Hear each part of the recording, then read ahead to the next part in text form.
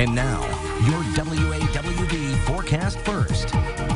Good afternoon, everyone. On this election day, plenty of sunshine and warmer temperatures, nearly perfect weather for this time of the year. Here's what it looks like right now with our Graber Post building cam on the south side, and again, pretty much completely clear across the area, hardly any cloud cover out there. The satellite and the radar will back that up. There's really nothing going on. I mean, you don't see anything moving at all. We're all clear on the Dorsey Automotive Doppler radar. Temperatures are much better today. We're in the 60s out there. Overnight, it will not be as cool. It'll drop down into the low 40s. We've got some 70s in the forecast and maybe some rain long term. We'll talk about that and a whole lot more in just a little bit. Your news starts right now. This is local news that matters. You're watching WAWV Live at 5. The presidential candidates made their final push as voters turned up for Election Day. Show up to make sure their voices were heard. Also, the Vigo County School Corporation places 2 schools on their remote learning watch list. Details on what you need to know.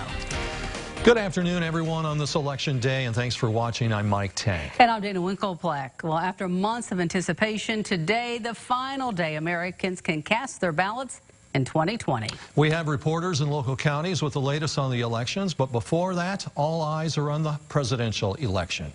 Former Vice President Joe Biden and President Donald Trump have not held back during the final hours. Now, each visited crucial states, getting last-second trips in before there's nothing left to do but tally the votes. Andrew Dimbert is in D.C. tracking the latest developments in the race for the White House.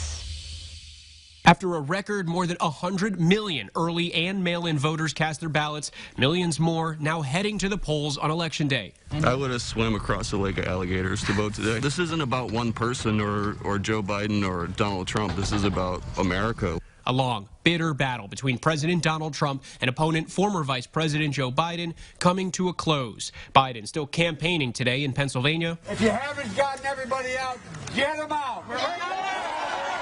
Biden heads into Election Day ahead in most major polls. But this morning, a confident President Trump saying he expects to do better in the Electoral College than he did in 2016. We're going to have a great night, and we're going to have, much more importantly, we're going to have a great 4 years. On Monday, the candidates making their final push in the battleground states. The power to change this country is in your hands. This does not look like a second-place finish. The candidates' campaign strategies about as different as the candidates themselves, both envisioning 2 distinctly different futures for America as the country is still gripped by the COVID-19 pandemic. COVID-19 cases in the U.S. climbing past 9 million, hospitalizations on the rise in every battleground state. Trump telling supporters the end of the coronavirus is near. That ends the pandemic.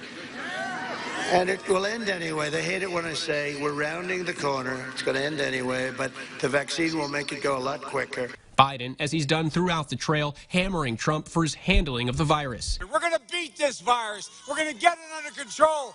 And the first step to beating this virus is beating Donald Trump. So far, roughly 100 million Americans have already voted, and experts say it's likely we won't know who wins this election tonight, that in some of these critical battleground states, it could take days to count up the record number of votes. But just because it takes a little bit longer doesn't necessarily mean that there's any sort of election issue. Andrew Dimbert, ABC News, Washington. And of course, there's much more than the presidential race. There are a number of state and local races at stake. Nicole Christine is live outside the Vigo County Annex with more. Nicole. All right, thanks, Mike and Dana. Now, yes, I am outside the Vigo County Courthouse. There's less than an hour for voters to go out and cast their ballot, but the big story today is the ballots that have already been cast. I spoke with Vigo County Clerk Brad Newman, and he told me that it has been a record turnout, as we've been reporting, and that record turnout continued today. So we've seen 7,351 votes today, 6,000 mail-in ballots, more than 28,000 absentee early voters, for a total of more than 42,000 votes. Now, with more than 73,000 voters registered in Vigo County, that means that we've seen almost 60% of voter turnout for this election. That's definitely a record-breaking turnout, and Brad Newman says that that is only expected to grow as far as the votes coming in. Now, again, Less than an hour for voters to go out and cast their ballots here in Vigo County and throughout Indiana. There are 18 locations that you can visit in Vigo County, and you can visit Vote Vigo on social media to check the wait times. I can tell you there isn't much of a line over at the annex right now, and we're hearing the same thing at a lot of other voting centers. So make sure to go out and cast your ballot. But for now, I will send it back to you guys in the studio. All right, thanks so much, Nicole. And now moving on to another part of the valley. Taylor Johnson is in Knox County with the latest on what's happening there. Taylor. Mike and Dana, I'm at Gregg Park in Vincennes, which is one of many polling places here in Knox County.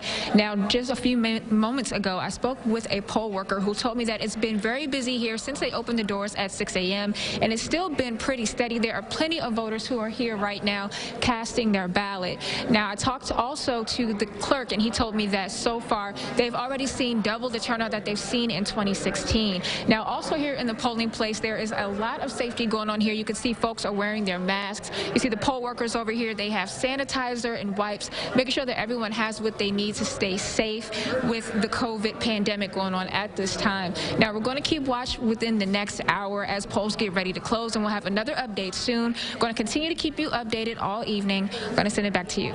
Right. Thank you so much, Taylor. Well, you've heard the saying, where there's a will, there's a way, and some voters stopped at nothing to cast their ballot. That includes a West Terre Haute family that pulled their mother by a lawnmower to the polls. The Thompsons have been getting by without a car by using their lawnmower. Last week, they needed a way to get their mother, Frances, to the West Vigo Conference Center. It's right down the road. So they loaded her up in a basket on the back of the mower, and she was able to cast her vote. Here's what Frances and her son said about the importance of voting. So they know who they're voting for, and the best for America. Well, it's important that all Americans, if you claim to be an American citizen, you need to exercise your constitutional rights and go and vote.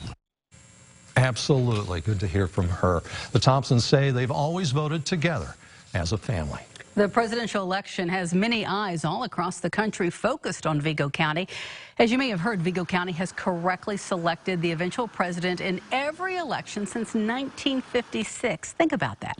Well, today Fox News featured Terre Haute inside of Cackleberry's restaurant for their Fox and Friends segment.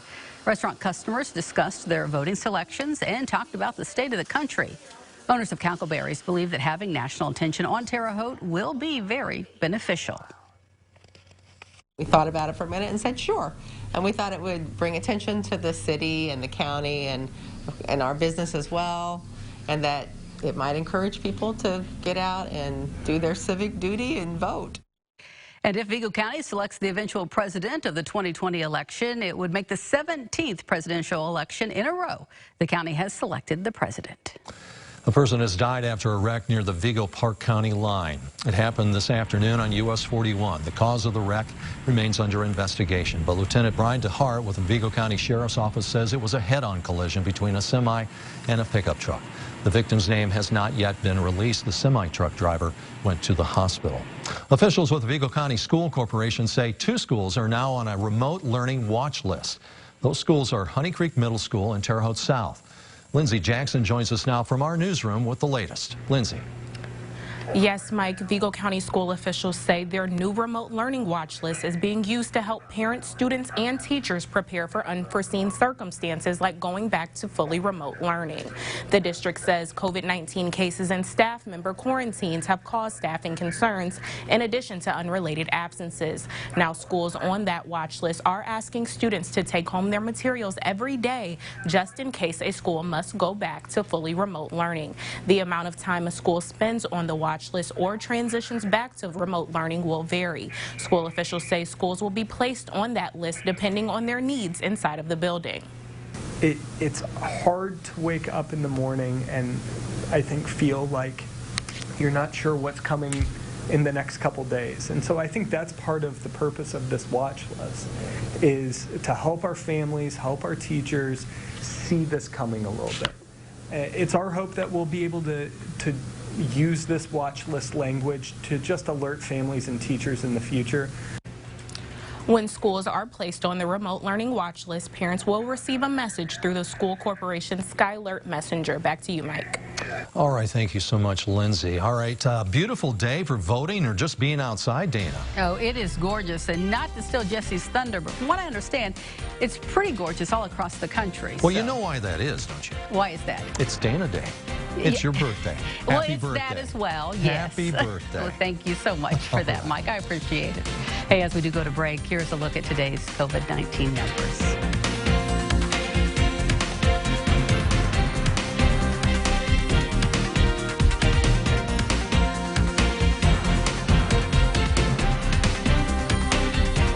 Local news that matters. With Mike Tank, Dana Winkleplack, and Chief Meteorologist Jesse Walker. You're watching WAWV Live at 5.